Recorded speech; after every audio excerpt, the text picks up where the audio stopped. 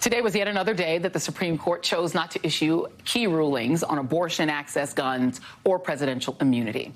And it's been roughly 2 weeks since we learned that the Alitos foisted an inverted flag and an appeal to heaven flag, both of which were carried by insurrectionists outside the Capitol on January 6, 2021. Recently, we've received regular reminders of how Donald Trump and Leonard Leo, a longtime pal of Clarence Thomas, have successfully built a conservative federal judiciary with a deep bench and feeder system supported by a big donor network that regularly wines and dines these judges. Leo's stated goal with all of this corrupt, incestuous behavior is to defeat, quote, unchurched and vile, immoral, current-day barbarians, secularists, whom the devil is using to move society away from its natural order, unquote. Huffington Post uncovered the latest example of that rotten playbook in action. Down in Florida, back in 2022, during the tail end of the COVID pandemic, an underqualified Trump-nominated judge issued a ruling against mask mandates.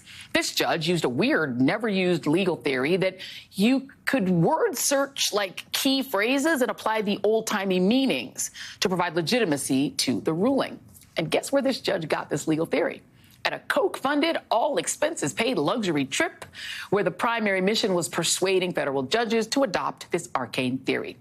And guess who the judge clerked for? You guessed it, Clarence Thomas. Today, Fix the Court reported that, according to their tally, Justice Thomas has received the most gifts of any judge dating back to the Antonin Scalia era during his time on the court, by a mile, with 193 gifts totaling more than $4 million. I'm joined now by Elie Mystal, justice correspondent for The Nation. So at this point, Elie, I guess they just take all the 30-year-old right-wing college graduates from Liberty University and just send them on fancy trips, and then they're Clarence Thomas. Yeah, right. I mean, look, I think it's important for people to ask, what are these people paying for, right? Yeah. What are they getting for their $4 million they've given to Clarence Thomas over the past 20 years? And what they're getting, just to link your last segment together, what they're getting is what Byron Donalds wants. What they're getting is Jim Crow, right? What they're getting is a guy like Clarence Thomas who, like Byron Donalds, entire judicial philosophy is that, well, some Negroes are magic, right? No matter what the white man does to us, we can just rise above as long as they don't shoot us or kill us or rape us or drown us, right? And if you tell people that, if you're black, if you're Donalds, if you're Thomas, and you tell white people that, they will give you money.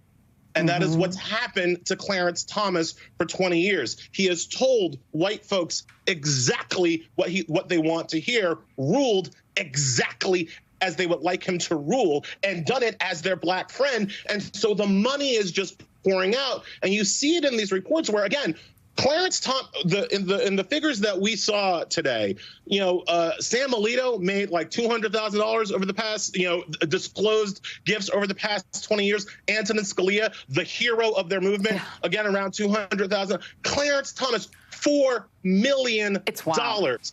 That's why Tim Scott exists. That's why Byron Donald exists. That's why Candace Owens exists, because the grift is good. There's a lot of money in telling white folks what they need to hear.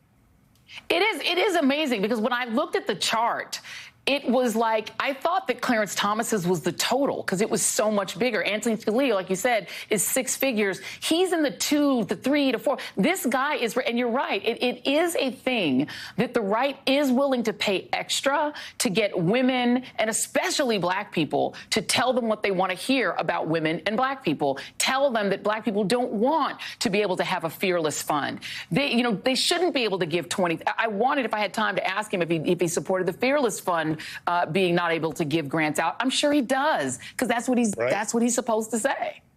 I mean, look, it makes me I looked at that chart today. I look at people like Donaldson and think, man, I made the wrong financial choices in my life, right? Because there's money out there for these people, but always remember, and I just want folks to remember this, they're getting something for their money. Yes, they are. This isn't charity, right? They're getting rulings, they're getting opinions, they're getting the kind of return to not 1950s, but to the 1850s that they want for their funds. And if we, the rest of us, who are not making it, the other funny thing is that you saw like the liberals, like Sotomayor, had like a bunch of gifts, but they were clearly all like $5, right? People are giving like here's a flower, Sonia, like that's what she was getting, right? So all of us who don't have the money to buy our own Supreme Court justices, what we need to do is use what power we have, the power we didn't have during the Jim Crow South, and go out and vote for people who are going to hold the Supreme Court justices to heal through ethics legislation and other reforms. Hank Johnson, Congressman from Georgia, my man, he's got an ethics bill right now on the House floor. We need to vote for people who are going to support that bill and ask our political leaders when we go to vote, are you going to support ethics reform? Yes. No more nice letters, all right? No more like, oh, we're not, no more of that stuff.